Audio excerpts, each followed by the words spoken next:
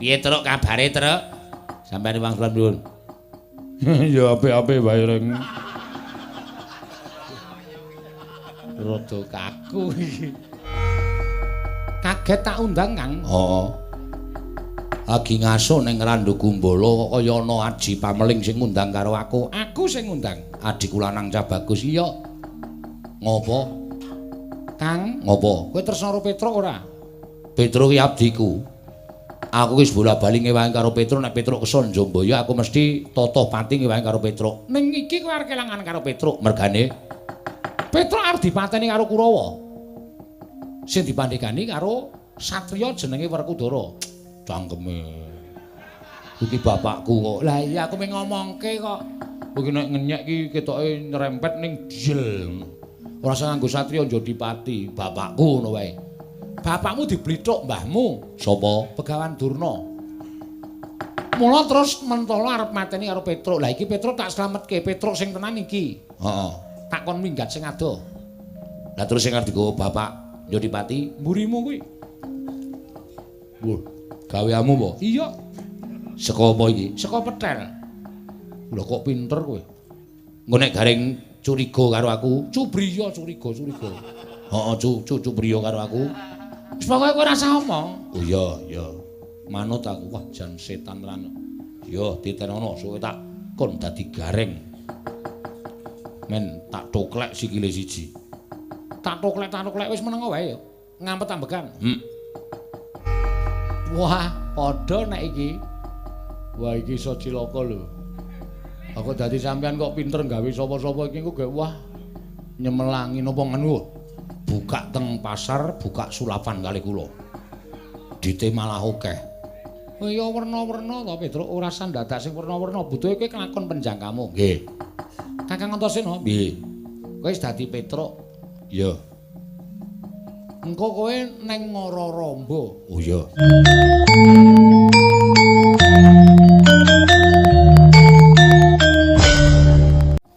Piye Truk kabare Truk? Sampeyan wong kula nuwun. Ya apik-apik wae reng. Rada kaku iki.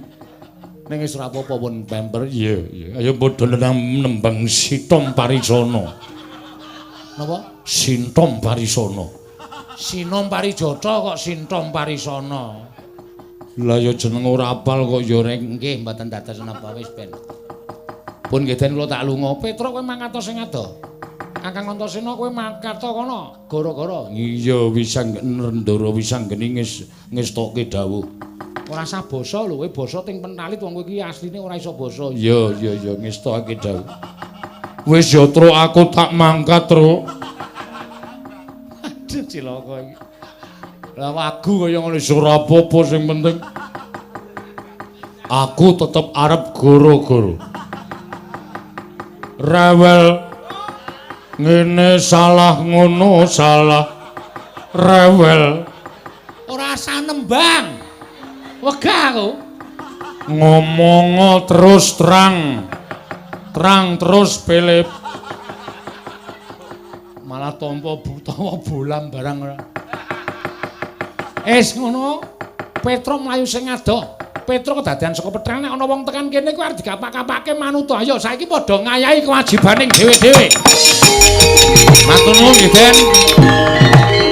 Sing ngakon disiki ning bali kambang sapa? Kak, aku ming dawuh kon ngetutke anak Prabu Mandura. Lah nggih niku. Lah ya kuwi mergane apa? Niku calahe Kulawa. Kulawa Cultayu man. Cultayu ngalep dhewe, gleling-gleling nyedaki napa pintu gerbang bale kambang Setyaki mak jedul telatap. Cultayu polo, padahal Cultayu nggo tumbak. Tumbak sendal kalih Cencaki nggawa godhol, kepluk nggo cilat. Dies. Wah, kula seneng banget. Lho.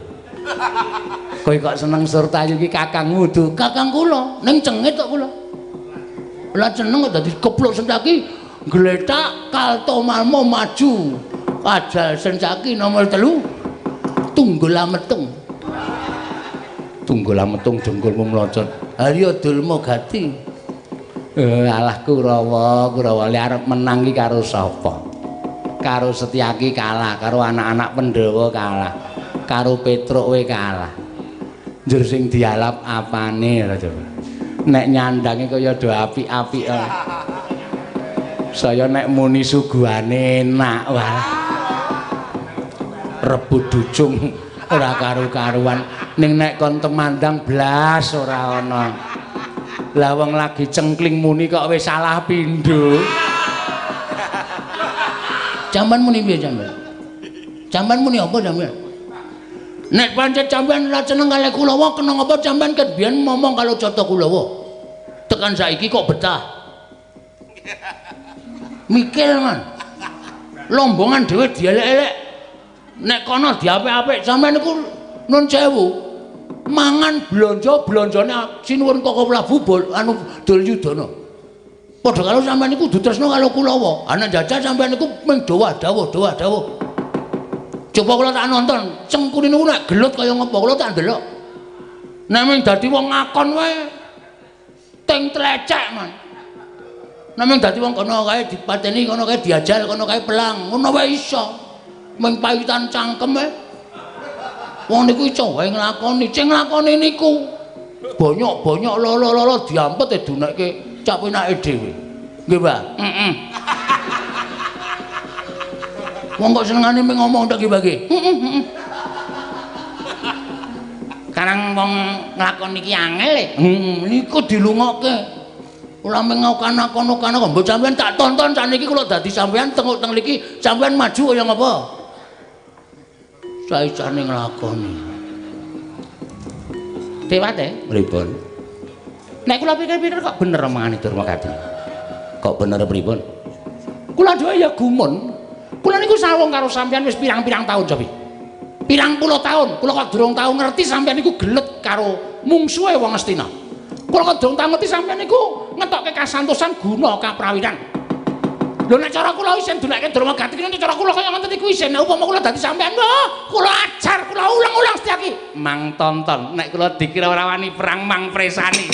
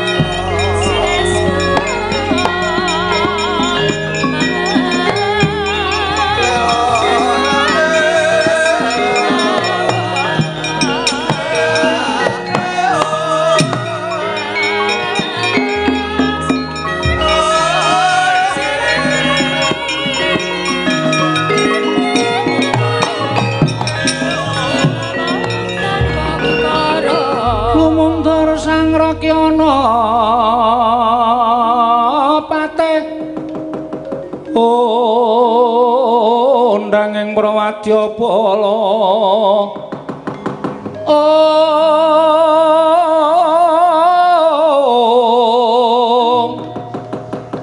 Pak Sur tambur myang suling pepandhen dalutek miwa bandera kakandha warna-warna Pindha Jaladhyana Sri Kawulyan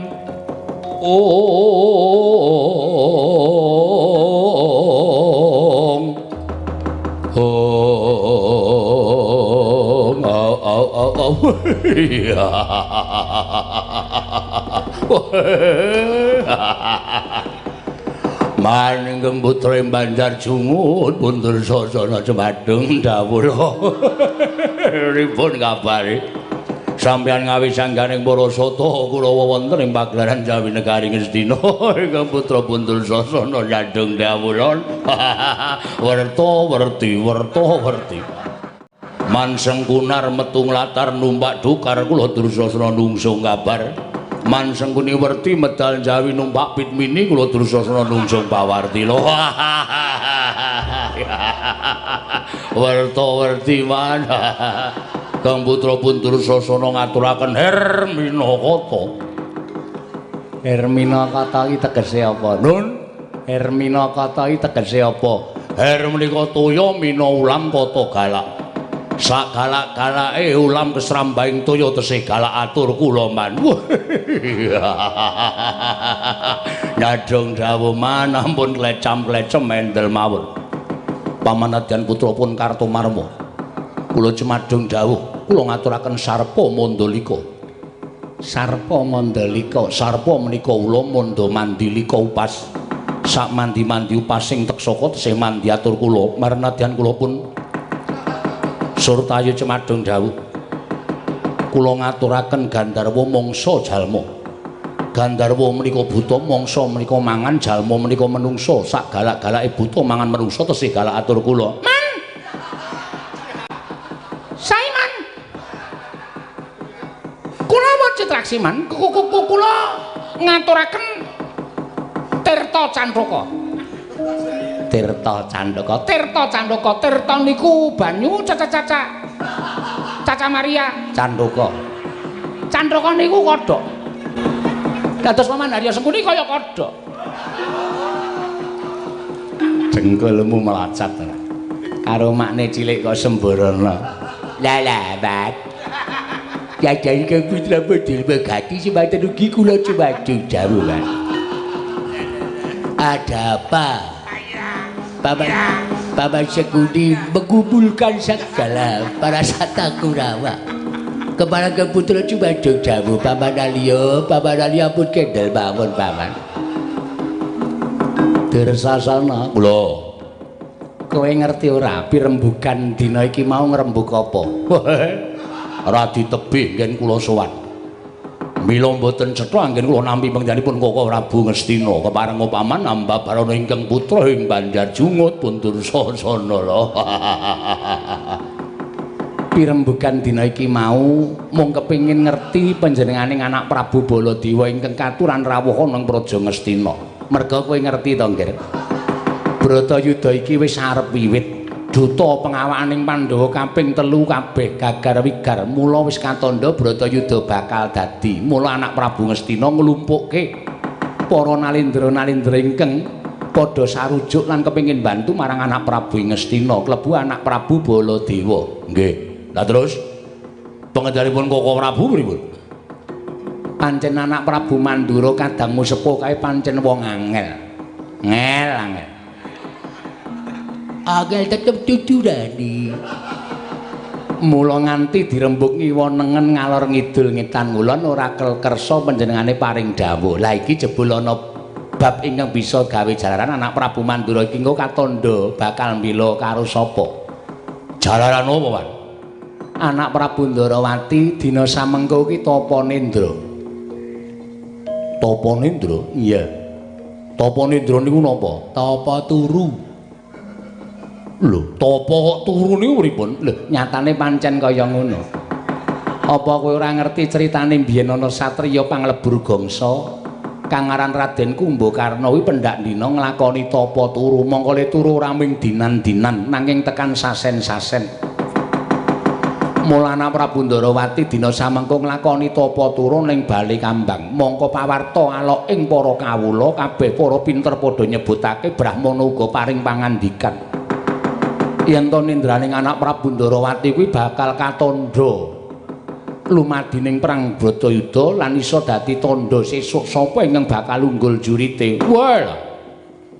Kok iso ngoten terus sapa sing iso mungu nindraning anak Prabu Ndarawati ya kuwi ingkang bakal menang jroning perang Bratayuda. Lagi niki lho kula ngerti. Wong gugah wong turu kok iso menang. Nyatane pancen kabare ngono. Mula anak Prabu Duryudana tumuli utusan marang anak Prabu Baladewa supaya mungu nendrane kadange taruna ya kuwi anak Prabu Ndarawati. Terus Koko Prabu Mandura saguh wis mangkat ning sing dadi cubriyaning anak Prabu Ngastina teka tindake anak Prabu Baladewa ora dikeparengake ditutke sapa wae. Lah kowe kabeh didhawuhi supaya laku dedemitan. Ngetutke sinuwun Prabu Mandura ning aja nganti kawistara. Nitik apa pancen anak Prabu Mandura kuwi pancen mungu nendraning anak Prabu Ndarawati apa ora. Yen pancen mungu nendraning anak Prabu Ndarawati tegese lahir batin nggone tresna marang Kurawa. Ning yen ora lha teges anak Prabu Mandura ki pancen ora seneng karo Kurawa, lahir ngrangkul Kurawa ning batin ngrengkuh marang Pandhawa. Wis ora wajib mbok ajeni, wis ora wajib mbok aosi, ora wajib mbok sembah. Yen perlu tegelono wae anak Prabu Mandura nggih Dursasana. Ora. Nun sewu man watuk tenan kula. Iya. Ngerti aku. Nggih. Alon-alon rasa kesusu, keselak kopi. Iya. Ngopo kowe kok guyu nggih? Mergi niki nuwun sewu kewajiban sing angel ditandangi. Kok angel ditandangi? Lah mangke nek sinuwun Prabu Mandura Kanjeng Koko Prabu niku tekan bali kambang mboten mungu nendraning Koko Prabu Ndarawati. Lah Kurawa mandhawi ngeroyok Koko Prabu Mandura. Kula tak takon Kurawa sementen iki sing wantun kaliyan Koko Prabu Mandura sinten? Cobi kula tak nyuwun prisa. Mboten wonten nika niku jago-jagone wong perang digdaya sekti kalintang pilih tanding boboting yuda. Koko Prabu Mandura niku dados gurune Werkudara dadi gurune wong perang. Kok ajeng dikroyok Kurawa. Kurawa niku baja ming 100 sak anak putune kon ngeroyok Baladewa mboten ajeng menang. Ngangge mikil, Nek dawuh niku nggih dawuh. Ning ampun kanggo pikilan ampun niki ica dawuh. Kae keloyok. Tul Koko Prabu Baladewa niku kagungan pucaka loro cacahe. Kiai Alugala, Kiai kali Kiai Nenggala. Niku tawakke gunung-jugluk segala asat. Kulawa niku lasakati dicelana kanggo Nenggala, diatungi Nenggala wae kejek-kejek. Kok aja keloyok Koko Prabu Mandura niku nalal sampeyan pripun? Sampeyan saya tuwa saya goblok. Ora tau mikil. Ming wato dawuh niki pun ajeng pelak Bratayuda lho, Mas. Sik rada pinter sithik. Pate kok petuk. Pate apa kuwi? Nggih man kedatipun penggalih. Nggih maman kedatipun penggalih. Sinten inggih badhe wantun kaliyan Koko Prabu Mandura? Man. Iki anggere usul ming marai mumet sirah. Ning gandeng kowe iki Kurawa ya tak keparengake usul piye? Nenek. Cara kula. Niku Koko Prabu Mandura. Nene niku mengke nek pancen ora gugah. Koko Prabu Ndarawati le tot. Tapa Nendra? Niku nenek pancen Kurawa mboten nonton sing wani nrajang kridaning Koko Prabu Mandura mang pasrahke Citarum anu Citraksi man. Kowe wani po? Kula niku wis dadi prajurit. Prajurit niku wis disumpah aja wedi kakak karo sapa-sapa tur kudu ngestokke dawuhing ratu. Nenek-nenek dawuhing ratu niku wis peparing dawuh kudu iso Sambanda Koko Prabu Mamandura nek pancen Koko Prabu boten gugah indranipun Koko Prabu Ndrawati nek pancen Kakang Mas Dursasana Kakang Mas Kartomarma Durdurma Gati lan kabeh para Satakrawa ora ana sing wawani nyekel Koko Prabu Mandura apike kula duwe ide. Kowe duwe ide apa? Koko Prabu Mandura kan nyekel polisi.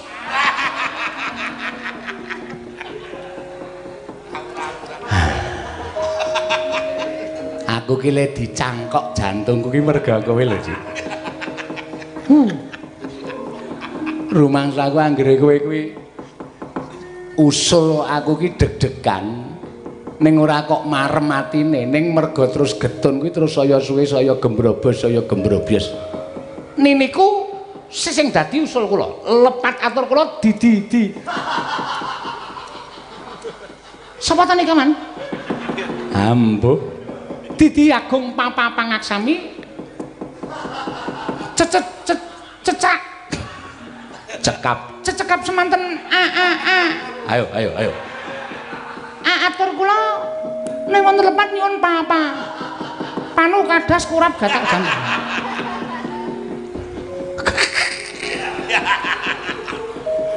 ning niki enten bab sing apik lho Pak. Bab sing apik apa? Sampeyan niku dianggep wong sing paling jahat gitu. Sengkuni niku tukang icuk-icuk, tukang licipi carang papa. Ning perlu digatekke nek Sengkuni niku wong sing sabar sak donya niku mung Sengkuni. Kak Isa. Lho sampeyan niku ngopeni Kurawa 100 petuk 99. Kowe tesih sabar kok. Isih iso urip kaya ngoten niku nek kaya sampeyan niku. Wah, kudune sampeyan ngusuhi Kurawa niku mati wingi-wingi. Dur nun. Wis kuwi wae kang dadi dawuhku mangkata. Nggih, nestakaken dawuh. Laku dedemitan. Ngerti laku dedemitan? Laku dedemitan niku pripun? Ora usah pamer pacak baris, ora usah pamer sing werna-werna, ning laku nyamudana. Yen perlu namur kawula. Etok-etok dadi jiaru para kawula, lakumu aja nganti kawistara kuwi jenenge laku dedemitan. Aja nganti ketara. Oh, nggih. Ora do gleleng, Cah. Do nyamur para kawula laku dedemitan sing baku ngawas-awasi Koko Prabu Mandura. Syukur bagi yen to kuwi iso dhisik tekan Bale Kambang. Yen iso dhisik tekan Bale Kambang mungu nendraning anak Prabu Ndrawati, sapa sing iso mungu nendraning anak Prabu Ndrawati bakal nampa ganjaran ingkang sak murwati. Nggih, ngestoke dawuh. Nek ngoten kula nyuwun pamit sak kadang-kadang bindal dinten menika aja kaya bocah cilik dosa. Nggih.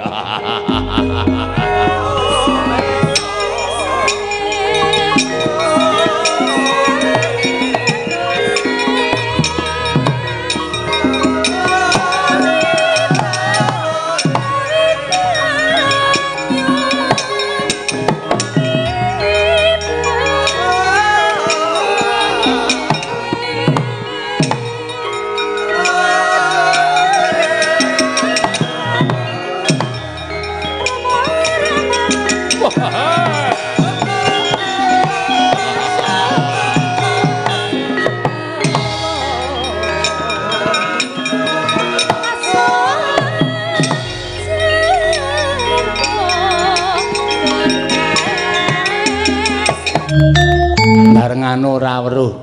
Entuk ta nggo tumbak. Tumbak sendal kalih cencaki nggawa godhol, kepluk nggo cilat. Dies. Wah, kula seneng banget. Lho. Kowe kok seneng Surtayu iki kakangmu tuh. Kakang kula ning cengit kok kula. Lah seneng kok dadi kepluk cencaki gletak Kaltomarma maju. Ajal cencaki nomor 3. Tunggul ametung.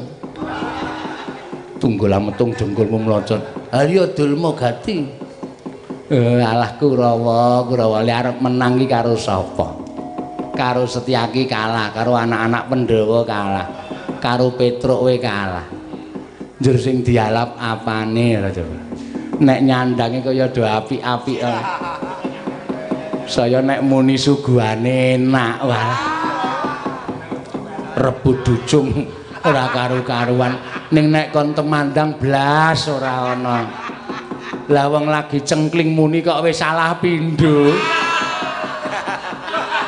Jamban muni piye jamban? Jamban muni apa jamban? Nek pancen sampean ora seneng kalih Kulawa, kena ngapa sampean ket biyen ngomong kalau Cata Kulawa. Tekan saiki kok betah. Mikir man. Lombongan dhewe dielek-elek. Nek kono diapik-apik sampean niku nun sewu. Mangan blonjone sinuwun Koko Prabu anu Duryudana. Padha karo sampean niku kudu tresna karo Kulawa. Ana jajal sampean niku mung dawuh. Coba kula tak nonton, cengkune niku nek gelut kaya ngapa kula tak ndelok. Nek mung dadi wong ngakon wae ting tlecek man.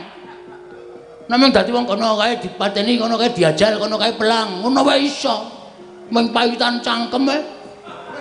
Wong niku iso wae nglakoni, sing nglakoni niku bonyok-bonyok lolo-lolo diampet dunekke cak penake dhewe. Nggih, Mbah? Heeh. Wong kok senengane mung ngomong tok nggih, Mbah. Karang wong nglakoni iki angel e. Niku dilungokke. Ora mung ngokan-okan kok mbok sampean tak tonton saniki kula dadi sampean tenguk teng mriki sampean maju kaya ngapa? Saisane nglakoni. Dewate, pripun? Nek kula pikir-pikir kok bener omongane Durmakadi. Kok bener pripun? Kula dhewe ya gumun.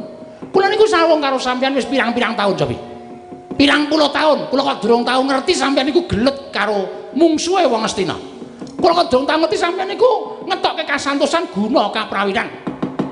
Lho nek cara kula isin dulekke Durmagati kene cara kula kaya ngoten iku isin. Nek upama kula dadi sampean, kula ajar, kula ulang-ulang setyaki. Mang tonton, nek kula dikira ora wani perang mang presani. Mrene arep ngopo? Lha kok ora basa, mungsuh kok basa. Arjotosan kok basa iku ora dadi. Iya. Ning aku tekan kene ora arep jatosan kok sen. Lah arep ngopo? Aku yang njaluk tulung. Njaluk tulung apa? Kowe iki mau dunek-unekke karo Durna karo Durmagati. Monggo aku iki patih. Patih ki wong nomor 2 nang Astina kok mung dicangkem-cangkemke, digoblok-goblokke. Dianggep aku ki mung ngudu swara ora wani tumandang karya apa ora lara atiku. Terus mbak aku njaluk tulung lara atiku ki walesna. Carane piye? Aku tulung bopongen uncalna ning aku njaluk tulung pasna sirahe Durna. Tak gejlike.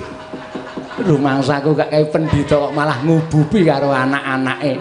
Ora mbelani karo aku kok malah ngububi karo anak-anake. Ngono. Kowe sengit to karo Durna? Iya. Kowe benci to karo Durna? Iya. Ah, iki uga ana srana nggonku bakal gawe mareming atimu. Ning kudu tok paskil. Pasna sirahe Durna tak njlokane sak kayange ben. Rumangsaku kok karo aku kok kaya satru mungging cangklakan kaya ora iso rukun. Yen ngono mapano. Tak uncalke, tak penerke Begawan Durna. Matur nuwun ya, Nggih. Iya, Paman Sengkuni.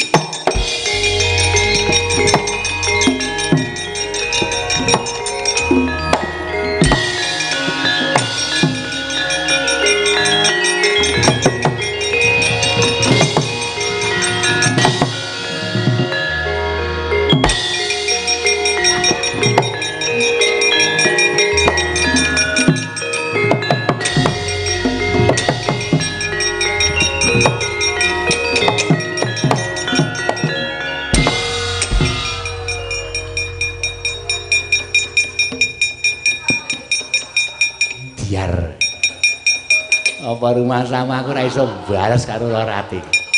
Arep pendhita nek suarane elek hukum karma iki lumaku. Ada.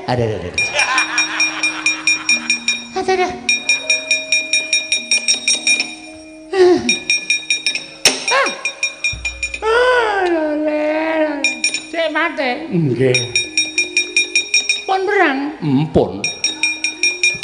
Ketemu karo sinten? Ketemu karo Sencaki. Sencaki kula tantang dheweke tanpa wangsulan ngantem kula dies. Dheweke ajeng ngantem tak saut tangane kula antem tangan kiwa diek kena nggon dada. Sencaki ngletak mboten. Candhak sirah kula diantem lejil kula ngletak candhak duncalke.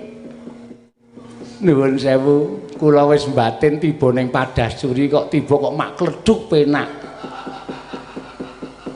Muji syukur. Ngersani Gusti. Dene sampean dawah wonten cengel kula. Napa nggih? Nggih, estu. Ning mboten napa-napa gandeng sampean niku kanca kula nek tiba nang tempat dados sampean mesti remuk. Nggih. Padha karo kula nyametke kalih sampean. Nggih. Ning kula lara ati karo Setyaki. Mergane perang karo Sengkuni kok njata Sengkuni tibane iso pas kula. Ah, niki padha karo Setyaki dem-deman kula. Mangsa iki depate. Kula ajare Setyaki regane ngene.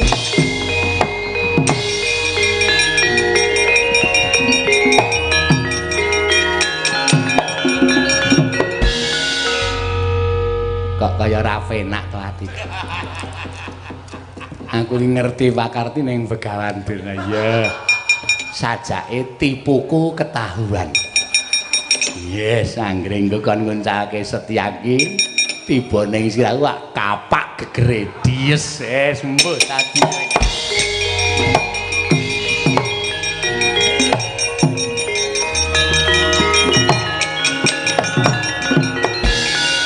Oh, Setyaki, salim. Iya. Aku ngerti nek kowe iki sengit karo aku, Setyaki. Iya. Pendak-pendak nang ndi papan, kowe mesti ngajar karo aku, kowe mesti miloro karo aku. Aku ngerti nek kowe iki mesti dem-deman karo aku. Iya. Ning bengi iki aku njaluk kita perdamaian, Setyaki. Karemu piye? Kowe karo aku rasa duwe rasa dem-deman, kowe karo aku damai. Rukun. Yen pancen karepmu ngono aku mingkari manut. Nah, nek pancen wis manut aku tak takon karo kowe. Sengkuni mau rene perang karo kowe? Ora. Nah, tenan ora. Oh, pancen tapir kae kok. Tapir. Tapir ki apa? Tapir ki kewan kaya gajah ning traline cilik. Ping mak entet-entet ngono. Iya. Nah, ngono tenan ora perang karo kowe? Ora. Yakin? Yakin. Ora ngapusi arahku lho? Ora. Sengkuni malah ngomong karo aku. Amang piye? Raden Setyaki tulung. Aku njaluk tulung karo kowe walesna lara atiku. Lho, dhek lara ati karo sapa? Karo Begawan Durna. Lho, karo aku? Iya. Jalarane apa? Jalarane mergo sampeyan belani Kurawa nyalahke Patih Sengkuni, tulung aku uncalno penerno sirahe Begawan Durna. Oh, pancen keranjingan tenan. Menungso ra tatanan kanca 20 taun kok kaya ngono pakartine. Dadi pancen ki niate Patih Sengkuni iki pancen njaluk dijunjung terus dikon nibake ning cengalku. Iya. Nah, Setyaki, aku njaluk tulung karo kowe gandeng adik saiki wis rukun. Aku nyuwun tulung karo kowe, aku tulung umbulna. Pas ke kalen. Ora. Pasno sirahe Patih Sengkuni. Wong gawe kudu nganggo. Wong sing wis nandur ala kudu ngundhuh ala. Ya yen ngono aku manut. Nah, ning aja salah lho. Ora. Paske Patih Sengkuni aja diplaske ngejelik. Iya. Larang kok diplaske ngejelik. Ora. Mergo kowe sengit karo aku ning saiki adhe wis rukun wis damai, tulung aku turut ana karepku ya. Iya. Sik tak ganti sandal. Kena ngopo dadak ganti sandal? Ganti sandal sing regane 5.000, pakune entek 12.000. Iki kena sirah mesti ajur kumur-kumur. Iki wis tak ganti. Lili. Yo. Wis aku uncalno. Mapano tak uncalke.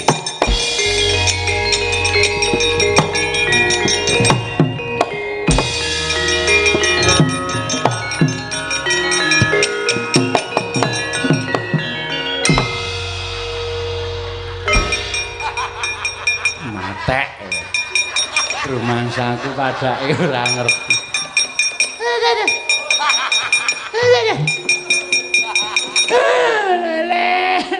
Lole pripun? Lho sampean kok mboten apa-apa? Lah kula ngerti nek sampean ajeng bales kalih kula. Kula nggawa kampak kethul. Kula kok ora iso sikil sik kaya sampean nggih, Depati. Lah pripun to? Kula mumbul niku kula krasa. Sirah kula kaya abot nika lho. Terus nak gentayang sirahe nang ngisor. Kok abot sirahe nggih, Depati?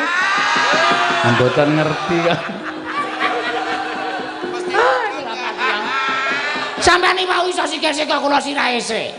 Ha saben wong niku dhewe-dhewe kok ya. Kula wis tap-tapan kok sirahku kok dadi nang ngisor kepiye iki? Clorot wis pancen Setyaki apa digawe karo Setyaki mboten ngertos. Pripun Dek Pate Kurawa ora iso mungu nendraning anak Prabu Ndarawati. Wangsul mawon napa ndelik teng kiwa tengening bali kambang niki mawon. No, menika langkung prayogi. Lho, Paman Sengkuni Bapatra teng mriku apa iki?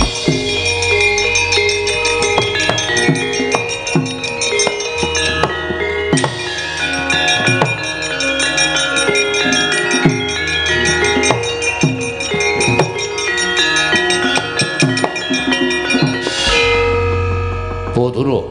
Wonten dawuh nggih. Paman Sengkuni, wonten dawuh. Pun do teka bali kambang niku sampean digawe napa? Kok pun do tekan bali kambang niku sampean digawe napa kula tak takon karo sampean? Nggih. Ya istanipun menapa menika? Dipun dawuhi dening anak Prabu Duryudana supados sak mangke menika kula modal tindakipun anak Prabu Baladewa supados sangenipun mungu menika saestu menapa mboten. Lah tegese Yai Prabu Duryudana menika wis ora percaya karo Baladewa. Tegese Yai Prabu Duryudana menika wis ora percaya karo Baladewa. Kena apa rembuge Ratu Mandura kok dipaido ndak tak kongkonan wong grang-grang kaya sampean nututi karo Baladewa iki pamrih apa?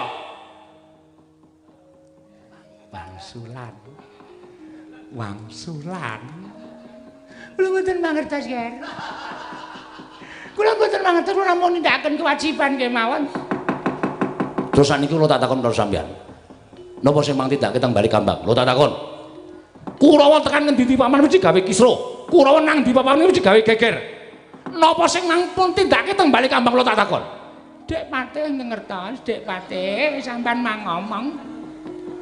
Kurawa sampun nyobi mungu nindranipun anak Prabu Ndarawati ning boten kelampah mergi dumados ing peperangan kalian Setyaki. Lah, tegese wis gawe geger.